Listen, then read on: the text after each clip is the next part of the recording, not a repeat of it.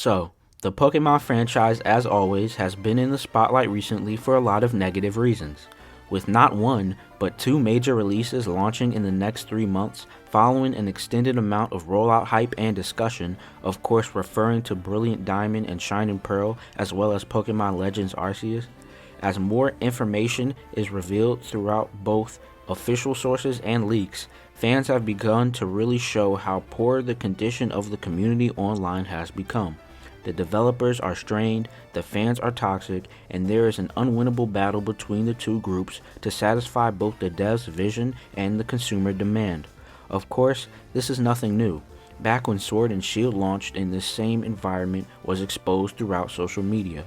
However, with the November releases being a remake of already developed material, and with many still not really understanding what Legends Arceus will be, things have gotten really ugly. Which begs the question, just how long can this fanbase remain in this tense and hostile state, and what happens going forward? Let's talk about it.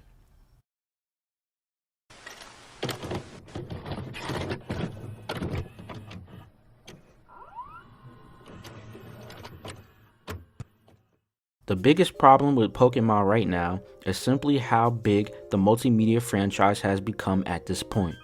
After 25 years and nearing 10 generations of mainline content, there was just so much to offer in one release to appease every fan. When the Sword and Shield Dex was revealed, there was universal outcry that nearly every one of almost 1,000 Pokemon were not accessible within the game in one way or another. That same issue has followed into BDSP's release, and it will likely be commonplace that there will be roster cuts for the foreseeable future of the series' mainline releases.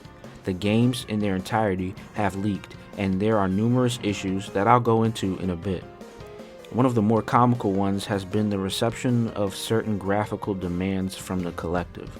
I can understand being somewhat upset that Legends won't be an open world game, being that it was really pushing to portray itself as just that when it was revealed months ago. That being said, it is pretty wild to genuinely denounce a game for its art style without accounting for every other merit, especially one that reaches from this as its source material. Granted, my own gripes with Pokemon as a series stems from much more rooted flaws, such as how cookie cutter the series has become as it continues to push out games every year to uphold its massive multimedia streamline. A key point as to why I feel Legends should receive a lot more interest, but it is because the Pokemon company has become such an immobilized conglomerate that it has restricted much of the video game series' advancements and its ability to please the more unhinged set of overly dedicated loyals. But the toxicity overall just has to be accounted for. To go into more detail regarding the content and the current environment at hand, not even touching on Legends' upcoming release in a couple months, the fumbled rollout of Diamond and Pearl remakes have really brought some of the series' major issues back into the line of questioning if there was ever any cooldown from the discussions around Sword and Shield. Firstly, the remakes in their entirety have been leaked and played at this point, giving the general public a detailed idea of what the game will offer. The largest one for me being how a lot of the Platinum content will be subsequently left out. Now, if it was normal for the remakes to leave out the third game content, nobody would really bat an eye. However, the Delta episode in Omega Ruby and Alpha Sapphire's postgame is a perfect example of remakes doing that in the past and doing it well. It's become a very glaring problem of the Pokemon series, where there are constantly these small or notable features in a title, whether it improves the quality of gameplay or just makes sense for what the game is offering, and then in the next it will be removed with no real justification. Things like Mega Evolutions and even Gigantamax forms not coming to BDSP, even though we saw them tie the knot in the past between X and Y and ORAS. The main line of titles as a whole have also suffered wavering quality over the years. Whether that's due to the jump from sprites to 3D models, the staleness of the series' overall RPG linearity after 2.5 decades, or the developers rushing out installments to meet continuity deadlines for the other media in the franchise. There seems to be a divot in the genuinity of newer releases, only emphasized by the loud and constant dissatisfaction and disconnect between the fans and the Pokemon Company. And the fans. Oh man. First, let me say this. Nintendo isn't perfect. Pokemon Company definitely isn't perfect. There are a lot, and I mean a lot of headaches that have been caused by poor practices from them both.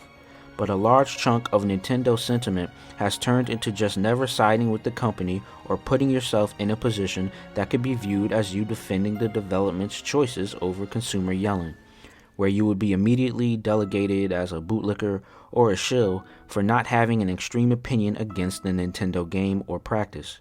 This culture has seeped into all of the communities of Nintendo's most prominent IPs, including Pokémon. Of course, that kind of behavior isn't anything new or original, as most internet discourse will always dissolve into one side versus another. But it has become pretty insufferable to the degree that even people who are arguing are only doing so because they see others arguing. The community itself has never had a great reputation. Along with Smash, it's notorious for being one of the most controversial from Nintendo's umbrella. However, what we are seeing now feels like it has been bubbling for way longer than necessary. I do believe that many of the gripes we have as fans of the series are justified, but it does reach a degree where it becomes incoherent noise and the same 5 talking points being argued into the dirt. That doesn't bring any growth or progression to the fan base, and it definitely hasn't helped the developers or TPCI take any significant feedback based on recent comments. At the end of the day, Pokemon is a multimedia franchise aimed for little kids, man. As a fan, there will always be the right to critique and disagree with facets of a game. As a community, we should be having positive interactions and sharing enjoyment and enthusiasm about a series that is important to us in one way or another. And let's be honest, if you're beginning to not find any of that in the series for multiple years at this point, instead of constantly outpouring negativity into the black hole of the internet, it may be time to find a lane that satisfies you more. The Pokemon series clearly began to adjust to a long-term strategy for pushing out games every year. As the franchise continued to rake in billions in revenues in the years past, it has become more and more clear that this would be the direction the series would take. I'm not saying to give in to a company's direction of your favorite game or to never play Pokemon again if you're dissatisfied, but it gets to a point of no return in terms of reputation for both the fans and the series if the toxic environment surrounding it continues to be emphasized. All we can really do is hope for the better moving forward.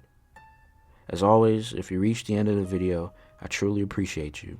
If you enjoyed today's discussion, don't forget to leave a like and subscribe to the channel. And of course, take care, good game, and thank you for watching. Peace.